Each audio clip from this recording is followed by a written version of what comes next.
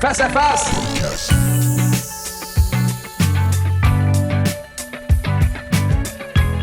Hey, bonjour tout le monde, bienvenue ou bon retour sur le podcast de Face à Face. C'est toujours un plaisir de vous retrouver.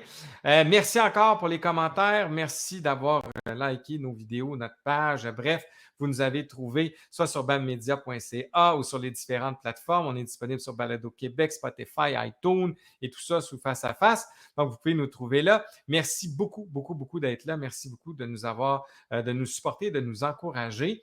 Et aujourd'hui, j'ai décidé d'aller un peu ailleurs parce que je voulais vous présenter quelque chose qui, pour moi, est admirable et fort intéressant. C'est d'abord une artiste qu'on va recevoir aujourd'hui. J'ai reçu beaucoup de gens de l'industrie de la musique, mais aujourd'hui, c'est une artiste, une femme que je connais depuis longtemps de nom. Elle ne le sait pas, mais moi, j'ai quand même acheté son premier album et je l'ai dans ma discographie. Mais il reste que c'est une femme qui a un parcours que je dirais qui est un peu atypique.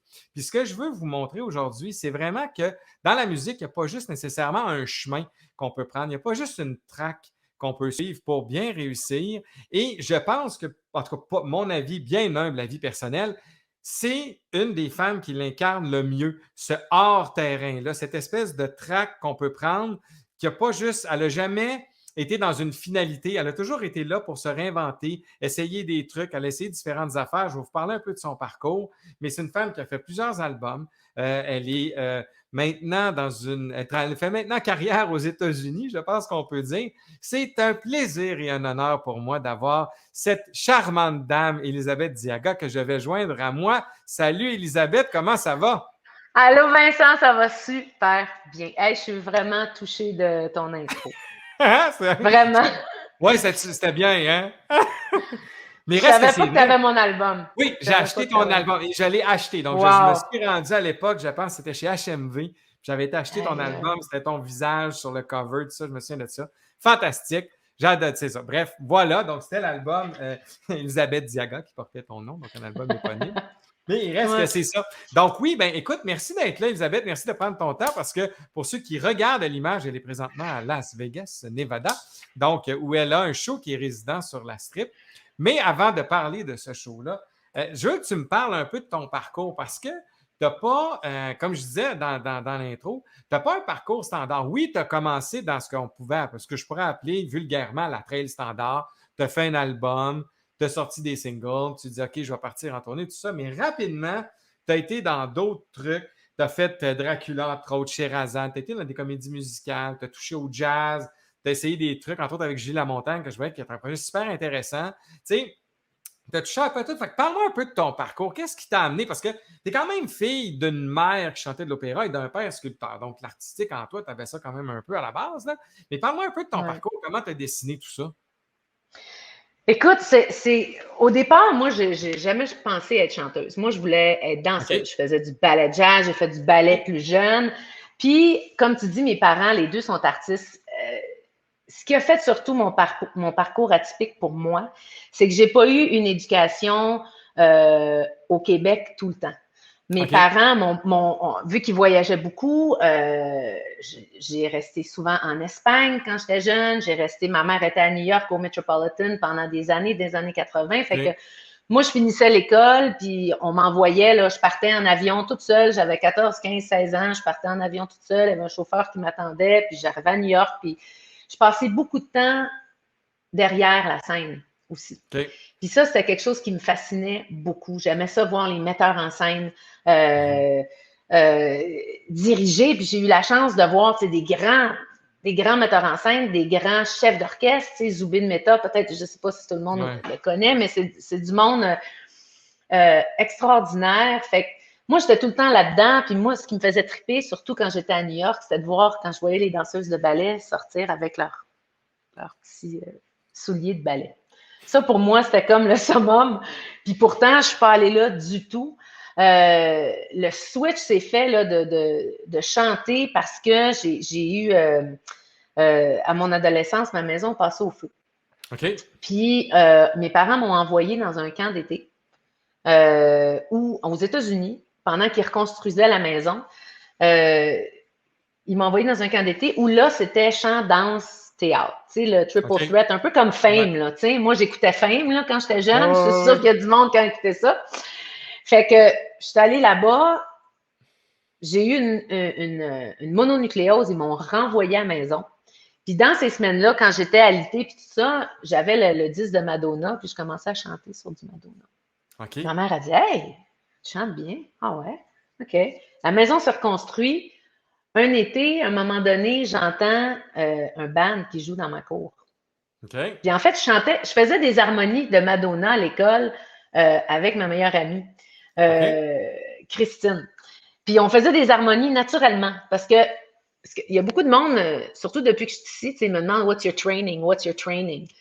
Je dis, oh, I OK. don't have any training. Tu sais, the training of life. C'est pas mal ça mon training, mais je pense que j'ai été chanceuse justement d'être dans un environnement musical tout le temps OK. de petite parce que j'ai appris sans le savoir. Mhm. Tu Ouais, je sais. comprends. Ouais. Puis c'est instinctif. Moi, quand je chante, si tu m'as vu en show, Ouais, tout à tout ce que fait. je fais tout instinctif. Mon parcours atypique, c'est ça aussi. C'est comme, ah ouais, c'est quoi ça? Ah, ça m'intéresse, ça. Je m'en vais là, je m'en vais là, je m'en vais là, je m'en vais là. J'ai jamais rien tracé. Mais bref, tout ça pour dire que c'est grâce à un band qui jouait en arrière de chez nous que j'ai commencé OK. à rentrer là-dedans. OK. Un band de compo, puis après ça, je suis rentrée dans un band de cover. Après ça, j'ai créé mon propre band de cover qui s'appelait Dizzy Miss Lizzy. J'ai fait 12 ans dans les bars. Je faisais, tu sais, j'ai OK. commencé petit, puis là, on était comme le band du gros circuit. Ben, le band, hein. Hey, à l'époque, il y avait Bruno Pelletier qui Ouais. faisait Pell, il y avait Paradox avec Sylvain Cossette, il y avait les Tribes of March avec Ouais. Normand, puis mon guitariste Martin Bachand qui est avec moi encore. Tu sais, tous les gens avec qui je travaille encore, en tout cas au Québec, c'est tout du monde de ces années-là, des années OK. 90. Fait que moi, dans les années 90, ben là, évidemment, je me suis mis à chanter là, sérieusement. Là. Ouais, je comprends absolument. mais j'aimais ça déjà. OK. Quand j'étais dans les bars, il y avait tout le trip Top 40, Ace of Base, là. Ace of Base, Madonna. Mais à un moment donné, quand t'es rentré En Vogue, après ça, Ouais. c'était Alanis Morissette. Après ça, c'était les Cranberries. Je me rappelle les Cranberries quand Zombie est sorti. C'était comme la première fois qu'il y avait quelque chose d'un peu alternatif comme ça, tu sais. Puis je me rappelle, je jouais au Bourbon Street West, parce qu'il y avait le Bourbon Street dans Ouais. le nord, à Saint-Sauveur. On jouait au bar chez Maurice. C'était les grosses Les places. gros clubs dans ce temps-là, effectivement. Les gros clubs, puis on faisait du 4 soirs semaine. Puis des fois, là, au bar chez Maurice, on était là 2 mois. Mais je te parle de ça parce que aujourd'hui, tout ce que j'ai appris dans ce temps-là, c'est ça qui fait ma force aujourd'hui. Parce que c'est mon endurance, c'est là que je l'ai pris. Parce que pour que les gens sachent, là, c'est une trooper extraordinaire. Elisabeth, là, moi, pour vous dire, entre autres, une fois où elle est allée faire un showcase, elle ne vous le dira pas, mais moi, je vais vous le dire, elle est allée faire un showcase à Vegas, mais elle jouait au Capitole. Ils ont pris l'auto dans la nuit, ils sont allés prendre l'avion, puis elle est allée faire son showcase. C'est hallucinant. Moi, je veux dire, je me dis, elle ne chantera jamais. Écoute, c'est impossible. Tu penses que c'est ça? Ben non, mais je me dis, c'est sûr que forcément, tu sais, je veux dire, humainement, tu voyages, tu as fait ton show, tu sais, je veux dire, tu te dis, elle va être bonne, c'est sûr, parce qu'elle a un talent exceptionnel, mais il reste qu'au final, tu te dis, ça se peut pas que quelqu'un ne soit pas affecté, ça n'a jamais paru zéro comme dans Ouellette, tu sais, c'est comme, tout était fraîche comme une rose, pas de problème, tout va bien, fait que c'est une trooper, puis ça, je comprends que c'est effectivement dans les bars, pour ça, parce que maintenant, c'est peut-être moins connu un peu, mais effectivement, à cette époque-là, les bars, il y avait beaucoup de développement d'artistes qui se faisaient, puis c'était un gros circuit, mais c'était tough. C'était pas nécessairement des bonnes conditions. Oui, ça fumait. Ouais. Puis ça fumait d'un bar, puis c'était comme... Puis on n'avait pas des... Là, j'ai mes petits aînés. Ouais, toi, t'es mais t'avais pas ça, c'était les moniteurs. C'était les moniteurs. C'était fort. Mais on était habitués. C'était ça qu'on faisait. C'est ça, exactement. Puis le parcours dans ce temps-là, c'était « Oh my God, j'espère que je vais être découverte un jour par quelqu'un. » Ça, c'était le rêve, là. Dans les années 90. Mais tu l'as eu, le deal de disque dans les fêtes. C'est arrivé à un moment donné.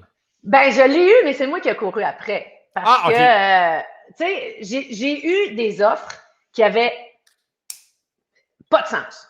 Okay. J'ai eu des offres là, de 2 producteurs maison de disques dont un qui voulait qui voulait avoir le droit de veto, puis le monde qui me connaisse, là, ça marche pas. Puis je m'étais fait dire à 27 ans, puis ça, c'est le fun en maudit, tant d'années plus tard, de penser à ça, de ressortir ça, parce qu'il dit, tu sais, t'es mieux de te dépêcher de signer parce que t'es presque over the hill, là, tu sais. C'est comme à 27 ans, là, c'est comme, ouf, ta vie est finie. C'est comme, oh my God, non, mon garçon. Puis, ce que je trouve intéressant, c'est que j'en rencontre de plus en plus des femmes plus matures avec du vécu. Tu sais, on veut tout le temps aller, on va découvrir un nouvel artiste, on va lui faire un nouvel album, mais l'artiste ne se connaît pas.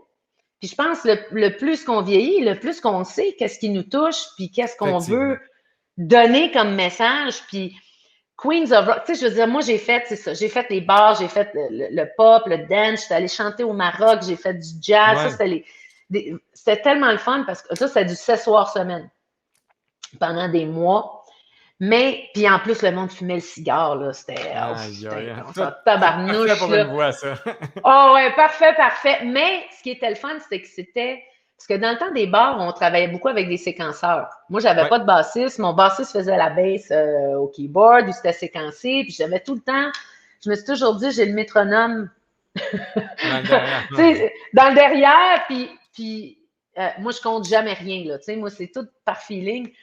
Mais quand je suis allée au Maroc, ça m'a permis de faire du piano-voix, du guitare-voix, qui est d'être beaucoup plus connectée avec mon âme, avec le moment présent. Fait que ça m'a amené d'autres choses, tu sais, puis à avoir de la variété. Mais tu sais, même avant, pendant que je faisais les bars, j'étais dans les années 90, j'étais allée à Prague enregistrer avec un orchestre symphonique avec Philippe Leduc.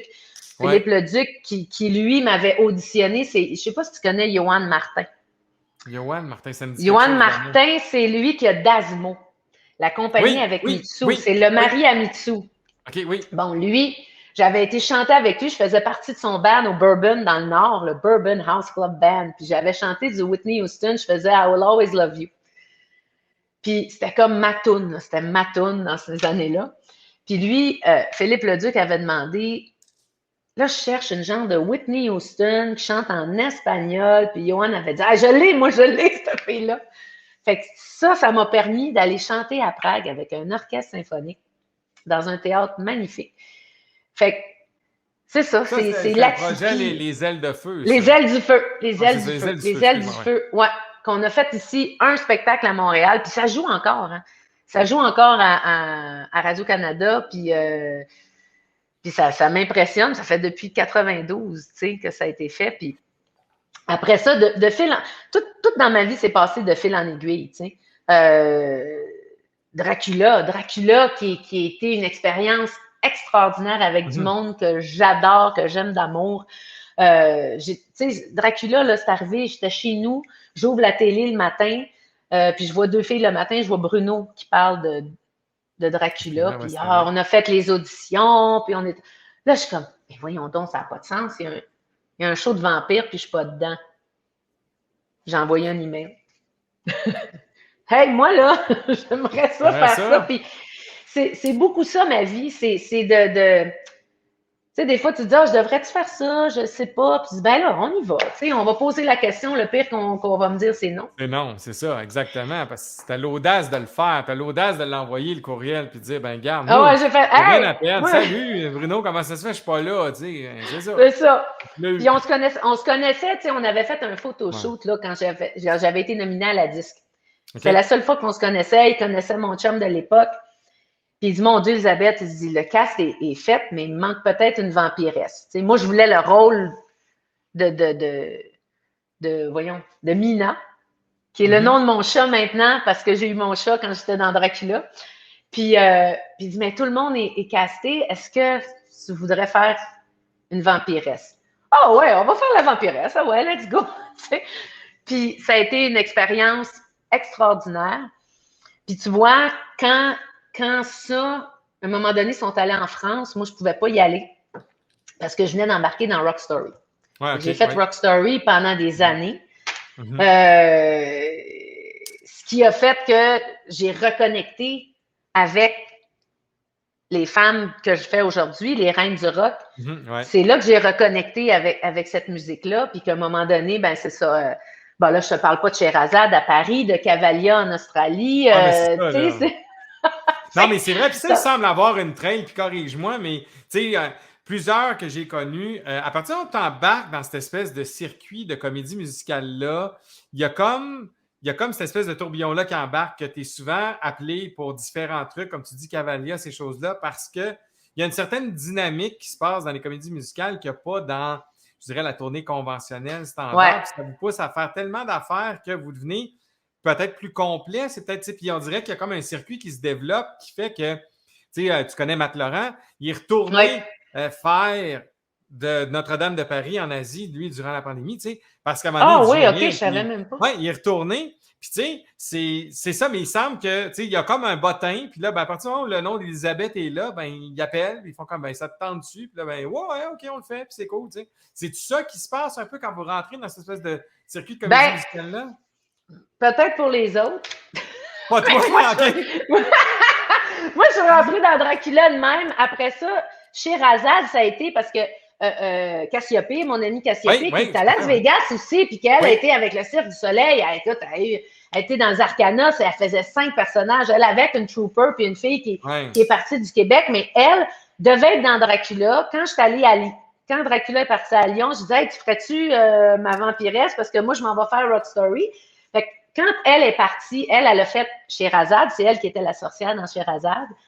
Puis quand elle est partie au Cirque du Soleil, elle a dit à la gang de Sherazade, là, s'il y a une sorcière que vous devriez avoir, c'est Elisabeth qui va me remplacer. OK? Fait que là, moi, je suis allée faire sa OK. sorcière. Elle a fait ma vampiresse. Fait que, puis Cavalia, c'était parce que j'ai un amour inconditionnel pour les chevaux. Puis, moi j'ai fait ça, Cavalia? Je pense que c'est mon bassiste Sylvain qui m'a dit, hey, tu devrais auditionner. Je dis, ben voyons donc, Sylvain, ça n'a pas de sens. Puis c'est une voix super haute, là, vraiment pas dans mes cordes. Moi, je suis mezzo-soprano. Puis il dit, ah Ouais. ouais, tu devrais l'essayer. Puis finalement, j'auditionne, puis il me rappelle. Puis là, il me parle de, bon, les salaires, puis tout ça. Il faut que je parte pendant 2 ans et demi. Je dis, ouais, je trouve ça un peu intense, là, partir pendant 2 ans et demi. Là, j'ai une vie au Québec. Puis Ouais, j'étais pas ouais. prête à ce moment-là d'y aller. Puis finalement, j'ai dit, ben, je peux pas. Puis je faisais Rock Story. Puis bon, tu sais. Mhm. Puis finalement, à un moment donné, j'ai dit, ben, si vous avez besoin d'une sub, par exemple, j'irai. Si vous avez besoin d'une OK. doublure, j'irai. Fait qu'à un moment donné, ils m'ont appelé pour partir. Je suis partie 1 mois et demi en Australie. Puis j'ai eu une connexion avec des chevaux extraordinaires. Mais ça a été un show très difficile pour moi parce que toi, OK. tu m'as vu, puis il y a bien du monde qui Ouais. m'ont vu live, puis moi, je suis une personne qui Qui je performe. bouge, puis je suis dans le C'est moment, ça. puis ah ouais, go! Puis dans Cavalia, tu es en arrière d'un mur de plexiglas, tu chantes, puis il faut pas que tu bouges. C'est un Puis je autre me faisais dynamique. chicaner. Ouais, c'est Ah, un ouais, autre. OK. Je me faisais chicaner, là. Elisabeth, t'as bougé ton bras. Puis ben voyons donc, je vous le dis, j'ai pas bougé, là. Moi, j'étais sûre que je bougeais pas. Ah, que non, j'étais dedans. sacrifice, Que ouais. j'étais dedans au bout, tu sais. Fait que. Mais bon, tout ça pour m'amener à Queens of Rock, parce qu'à un C'est ça que moment j'allais dire, là. donné. Ouais, comment tu pars de Ah, mais dans les Cavalia faits, à non, mais Queens là, of Rock? moi, dans les faits, je la vois, la trail, tranquillement, pas vite. Tu arrives à Queens of Rock, puis là, Ouais. naît ce Puis attends, fabuleux spectacle-là, là. mais j'ai même pas parlé de mon album encore, Ouais, en c'est vrai, t'as pas parlé de 96. Tu ton... sais, j'ai même pas parlé de ça. Ça, c'est en 96 quand on a fait l'album, ben, je te parle de l'album parce que Yves Frula, qui était mon Oui, réalisateur, est devenu mon directeur musical sur Queens of Rock aux oui. États-Unis parce que faut dire que, tu sais, quand moi j'ai eu 2 singles importants, Touche pas puis Voyeur, qui ont joué beaucoup. J'ai été nominée à Mhm. la disque, bon, toutes ces affaires-là. J'ai fait Paparazzi. Oh my God, c'est vrai, hein? Tu sais, c'est comme, tu sais, Tu as quand tu trahi fais notre âge un peu. ouais, c'est ça. Moi, je me Mais tu disais, sais, l'album est en 96, et moi, je rentrais à l'université dans ce temps-là. Tabarouette, attends, ça fait longtemps. ouh, ça fait longtemps, hein, on en a vu d'autres. Mais, tu sais, c'est ça, c'est que j'ai fait mon album en français, j'avais Oui, beaucoup chanté en anglais, tu sais, fait que je savais pas tellement où, tu sais, je te dirais que j'avais 4 chansons sur l'album, là, qui fitaient ouais. avec mon gut, puis tout ça, puis le reste, c'était comme on cherche, on sait pas. On sait pas ce qu'elle fait. Tu sais, j'avais des chansons hyper lyriques, mais on n'était pas capable de traduire avec ma personnalité plus rock, tu sais. Fait que bref, j'ai fait ça. Puis, j'ai, grâce à ça, rencontré Yves Frula, Ouais, c'est qui ça. était mon réalisateur, qui était clavieriste pour Céline Dion à l'époque. Il était avec elle pendant 26 ans. Il était ici à Las Vegas. Ouais. Il est déménagé ici. J'ai toujours gardé contact avec lui. Puis, bref, à un moment donné, dans Rock Story, on avait moins de shows puis tout ça. Puis j'ai dit, ouais, j'aimerais ça peut-être monter mon propre show. T'sais. Fait qu'en 2010, j'ai vraiment commencé à chaque fois que je faisais Rock Story, je me disais, j'aimerais ça faire ce tune-là aussi. J'aimerais ça aller plus loin des années 90 qui ont été une grande influence pour moi, tu sais. Fait que là, j'ai pensé à ce concept-là de Queens of Rock, de faire l'hommage aux reines du rock là, des 40 dernières années pour faire un petit peu la trail de ma vie aussi, tu sais. Ouais, je comprends. Je trace un peu ma vie à partir de ce show-là. Fait que je l'ai parti au Québec. J'ai eu la chance d'avoir des partenaires. Tu sais, j'ai été voir mes amis jouer dans un bar, puis j'ai dit, il y avait un band d'original, puis j'ai dit, mon Dieu, c'est eux autres, mon band de Queens of Rock, c'est eux autres. Fait que je suis allée voir, il y avait Martin Bachand, il y avait Maxime Lalanne là-dedans, il y avait François Bruno, puis il y avait Daniel Volch. Oui. Puis on a monté. Moi, j'avais déjà. Je dis, OK, je vais vous rencontrer. Puis là, j'avais mon document de 65 pages que j'avais monté avec tous mes costumes, quelle tune qui va aller après quoi. Tu sais, là, c'était comme la grosse affaire. Le cover, j'avais préparé ça. Pardon. Puis là, je les ai. Ça, tu pourras éditer ça. Puis là, je suis en train de me perdre là, tellement que je me rends compte combien de choses. Mais dans les faits, tu as monté ton band de Queens of Rock, tu sais, pour en 2010. Tu avais vu ce band-là, tu étais prête, ton document. Puis là, je connais un peu les gars là-bas, ils ont dû dire tabarouette, elle est sérieuse, là. Oui, puis je suis allée voir Claude de Grandpré du Théâtre Hector Charland. Qui, lui, a embarqué. Il m'a permis de faire mon premier show là. On a fait on a tourné. Hey, écoute, ça, il n'y a jamais personne qui fait ça, je suis sûre non plus. On décide de tourner le vidéo promo à 5 caméras, la première du show. Pas de générale. Tu sais, on a fait une générale dans l'après-midi, là, pas de rien, ouais, go. Faut que je dise que l'équipe du Théâtre Hector Charland, extraordinaire. J'avais l'éclairagiste. Puis ça a été hallucinant. Puis cette vidéo-là, il nous a permis de faire un bon bout de chemin. Puis fait que, tu sais, on a quand même fait des shows au Québec. Puis c'est en 2014, grâce encore à Sylvain Bertrand, il m'avait parlé de Cavalia, qui m'a présenté Gilles Beaulieu. Il est devenu mon gérant, puis tu as eu en entrevue aussi. En 2014, il est venu voir Queens of Rock au théâtre, au Club 10-30. OK. Puis, première rangée en avant, moi, j'étais nerveuse parce que là, j'avais besoin, moi, je voulais avoir du monde pour m'aider à produire le show. Je l'avais fait au Québec, puis je voulais le faire, je l'avais fait à Montréal, puis je voulais le faire à Québec, puis tout ça. Puis il est venu voir le show, puis mon Dieu, tout de suite, il était allumé. J'ai eu un meeting avec lui, je pense, la semaine d'après, puis il m'a tout de suite parlé de Vegas. C'est là qu'il m'a parlé de Vegas. Il dit, moi, je suis allée à Vegas plein de fois, je vois ton show là-bas. Là, je suis comme, OK. Ben, j'ai dit, let's go to Vegas. Heart était ici, au House of Blues. Ça, c'est en 2015. On est venu voir Heart, puis on est venu rencontrer des gens.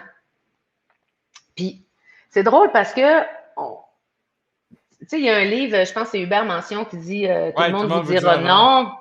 Bon, Gilles avait lu ça, mais on est arrivé ici, puis personne ne nous a dit non. Tout le monde nous a donné un petit ça c'est écœurant.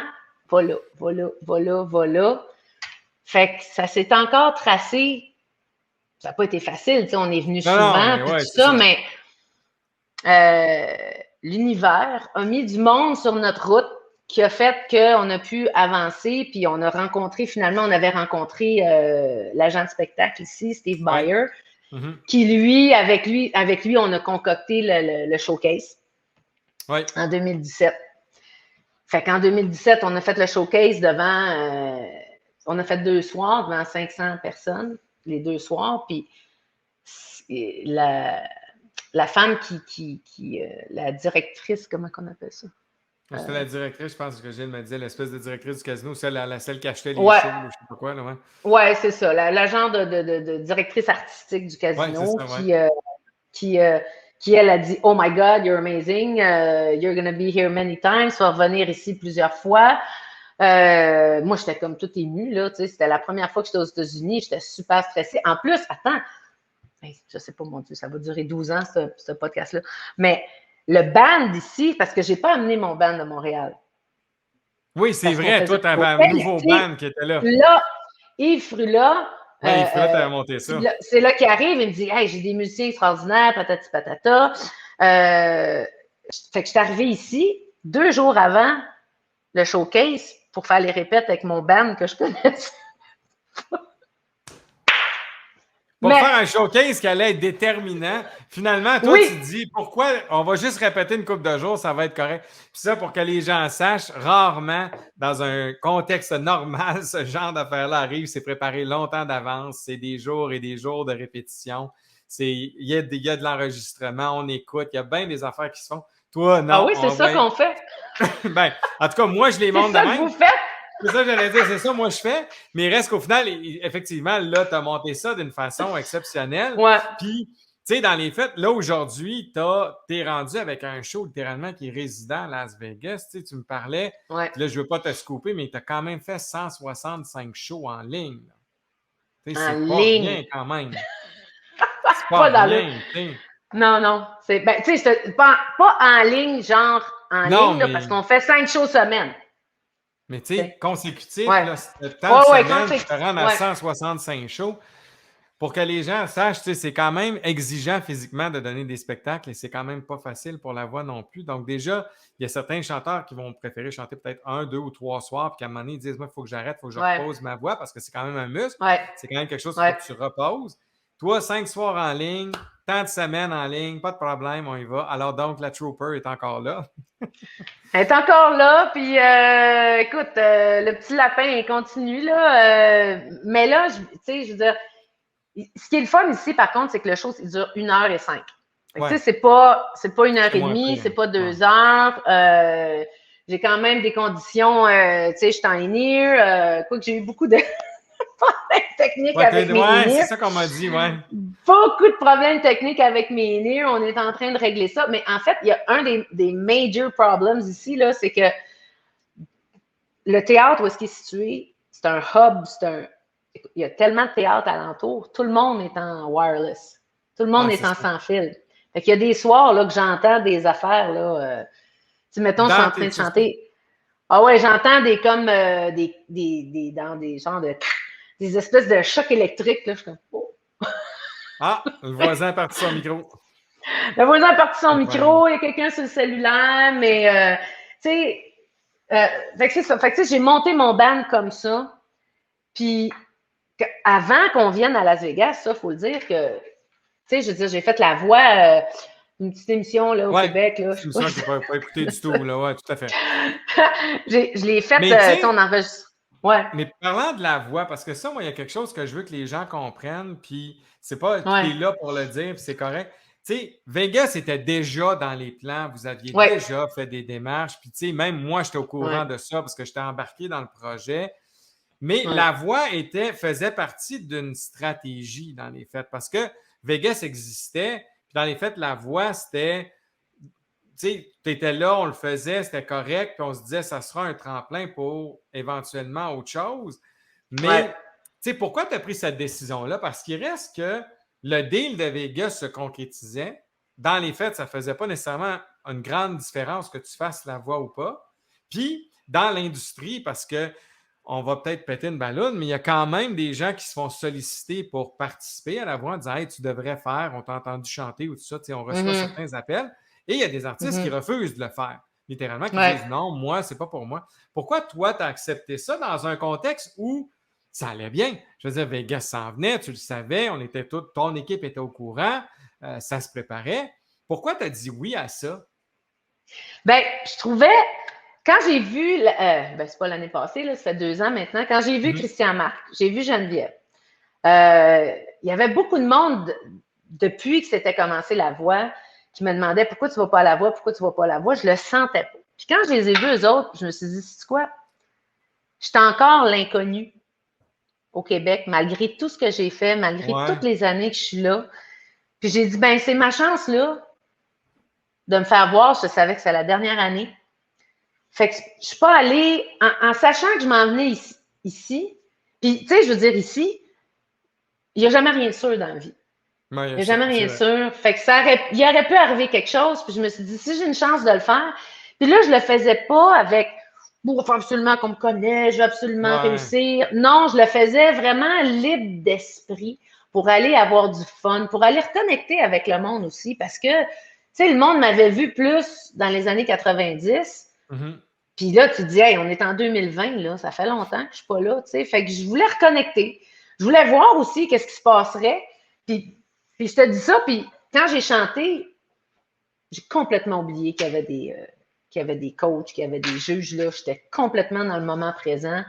Euh, parce que Crazy on You, c'est tellement Ouais. une tune qui me représente puis qui explique que malgré tout ce qui se passe dans le monde, puis même encore aujourd'hui, c'est la tune avec laquelle je commence mon show. Oui, effectivement. Puis c'est une entrée en matière pour moi qui veut dire no matter what's going on, avec toute la merde, surtout en ce moment, là, avec la pandémie, avec ici, là, tu sais, j'ai du monde qui ont cancellé des shows en Californie parce qu'à cause des feux, ce qui se passe en Afghanistan. Tu sais, écoute, là, mais quand tu viens à mon show, tu oublies tout ça.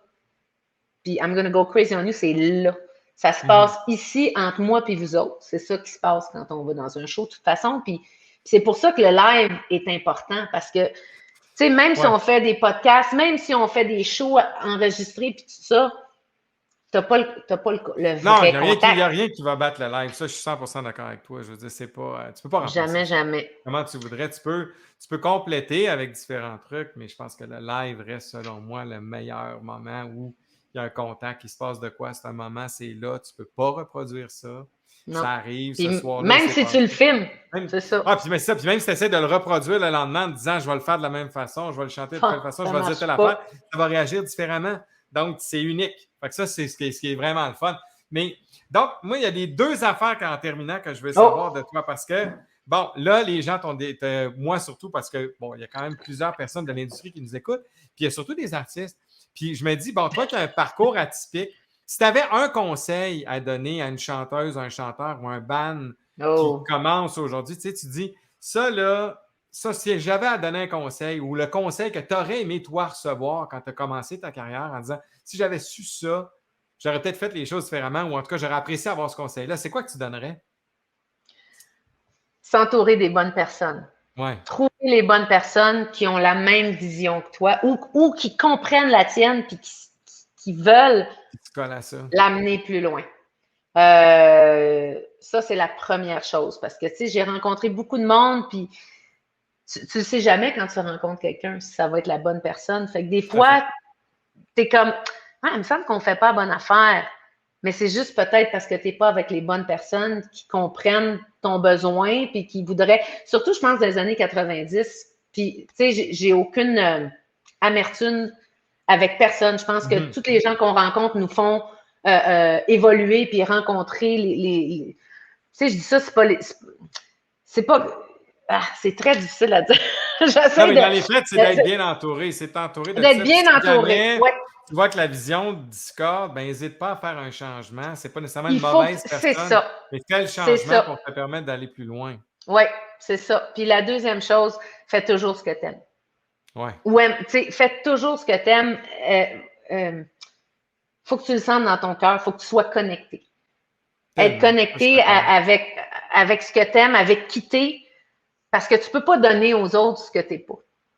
Puis c'est là qu'on voit la différence entre les vrais artistes ou les vrais interprètes ou tu sais, Ah des ouais. fois, tu sais, dans les années 90, on disait, ah, t'es pas un artiste parce que tu chantes pas tes chansons. Moi, j'ai jamais Ouais. été de cet avis-là.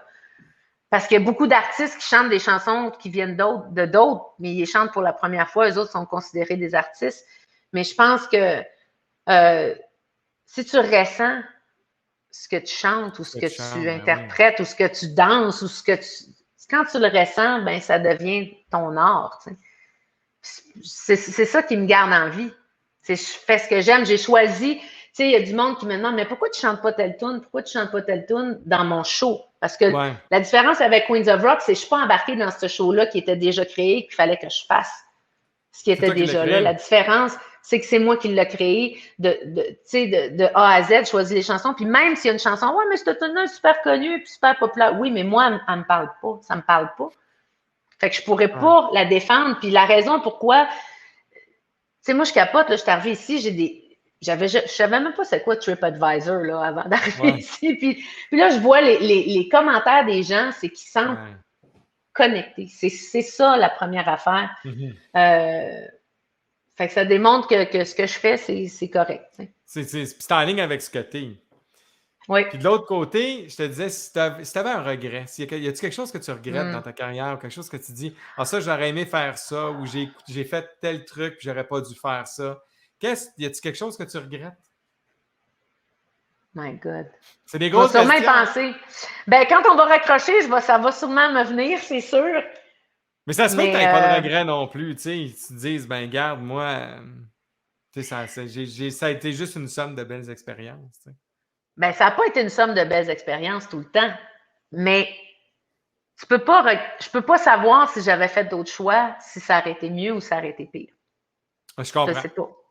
Non, mais il n'y a Fait pas que, une tu sais, opportunité ou quelque chose, tu te dis, ah, ça, ce show-là, ah, finalement, j'aurais dû le faire, tu sais, puis j'ai dit non, ou, tu sais, versus, tu as fait un choix versus d'autres choses, puis tu te dis, ah, mon Dieu, ça, j'aurais peut-être aimé mieux te prendre cette décision-là plutôt que l'autre, même si ça a forgé ton chemin, là. Mais peut-être pas je non sais plus, là. pas. Ça me vient pas. Je Ben, te c'est pas dirais grave. plus quand j'ai rencontré Anne et Nancy Wilson, j'étais comme, oh, j'aurais dû dire ça, j'aurais dû dire ça. Ah, non, mais tu vois, mais ça aussi, c'est le fun que tu aies eu Ouais. accès à. Puis ça, souvent, les gens sont toujours un peu surpris de ça et impressionnés. Puis dans les faits, il ne faut pas l'être. Mais tu sais, toi, tu as rencontré tes idoles. Je veux dire, des gens Ouais. qui tu chantes leurs chansons, puis font comme crime. T'es fait quasiment. Gilles m'a confié qu'il y en avait certains qui t'avaient dit, t'es chantes mieux que nous autres. Ou telle version de telle affaire est meilleure que ce que nous autres, on Ouais. faisait.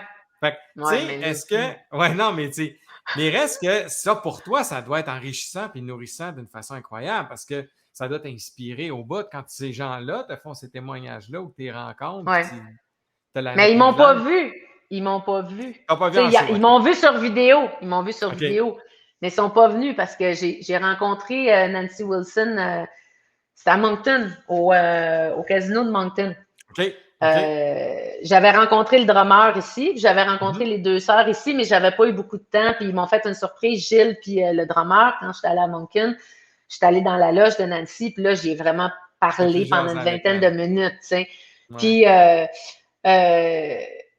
tu sais, elle se rappelait, là, j'avais le sac de Queens of Rock brodé qu'on y avait fait on y avait donné en cadeau. Elle disait, hey, I remember that. Puis là, elle disait, oh my God, you're going to be in Vegas. Puis elle me disait, tu sais, j'ai hâte de voir ton show à Vegas. Puis là, arrive une pandémie. Fait que, en tout cas, Elle j'ai va hâte venir un jour. qu'elle va venir un jour. Puis c'est sûr que j'ai hâte, tu sais, j'ai eu beaucoup d'artistes, beaucoup de chanteurs ici qui sont venus voir le show, mais j'ai pas eu d'autres, tu sais, je veux dire, moi, je rêve d'avoir Joan Jett, d'avoir Pat Benatar, d'avoir toutes ces femmes-là, pas toutes en même temps, là, Mais je suis un peu un jour, stressée. ça va venir. Un jour, j'ai déjà, c'est le petit bout, ce VIP prêt pour eux autres, là. Puis, C'est super. tout est prêt pour les recevoir, mais, tu sais, je sais pas, je pense pas que je regrette Ben tant mieux, je veux dire, c'est rien. correct parce que c'est vaut mieux que tu ailles ça, que tu ailles bien des regrets, puis tu te dises, ah, j'aurais dû. En effet, toi, tu t'es dit, non, moi, je fonce, puis le pire que je vais avoir, c'est non, tu sais. Fait que c'est formidable. Ouais. Si les gens veulent voir un peu plus ce que tu fais, queensofrocklv.com ou sinon sur elisabethdiaga.com, ils vont trouver plein d'informations sur toi. Elisabeth, Ouais. merci beaucoup d'avoir été Ah, là avec moi. merci Merci Vincent. infiniment d'avoir accepté de me parler. Tu es super fine. Merci beaucoup. Ça me fait plaisir. J'ai hâte que vous vous en veniez, tout le monde. Ah, écoute, c'est pas très long. On est en train de regarder ça avec Gilles. Là, ça va se dessiner. Soit peut-être c'est fin septembre, début octobre, on devrait être là. Yes. Fait hey, on se voit plus tard. Merci beaucoup. Salut, bye bye. Alors, c'était Elisabeth Diaga. Écoutez, regardez, quelle femme extraordinaire, enrichissante et remplie d'histoires. Puis je pense qu'on en aurait pris encore longtemps. Mais bon, écoutez, j'essaie de limiter ça un peu dans le temps pour pas que vous perdez. Mais il reste qu'au final, allez voir ses affaires. C'est vraiment super trippant. Si jamais vous avez à passer à Vegas, allez faire un tour, voir son spectacle. C'est vraiment, et c'est pas, en toute humilité, c'est pas parce que je collabore avec ce show-là, mais c'est d'une qualité exceptionnelle. Et pour moi-même, être allé voir plusieurs shows à Vegas, je vous dis, c'est un niveau extraordinaire. Ça vaut vraiment, vraiment la peine d'aller voir ça. Donc, allez faire un tour à Vegas. Si jamais vous allez faire un petit tour, quand on va pouvoir voyager, allez voir ça. C'est un show, un must-see selon moi, pour utiliser la bonne expression française. Donc voilà, je vous souhaite une belle fin de jeu, une belle fin de journée, de matin, peu importe à quel moment vous nous avez pris. N'hésitez pas et laissez-nous des commentaires. On est sur iTunes, Spotify, Balado Québec et toutes les plateformes, YouTube et tout ça. Bref, n'hésitez pas à nous laisser des commentaires, à nous faire savoir si vous avez apprécié ou pas. C'est toujours constructif et intéressant de vous lire. Alors, je vous souhaite une belle fin de journée. Bye.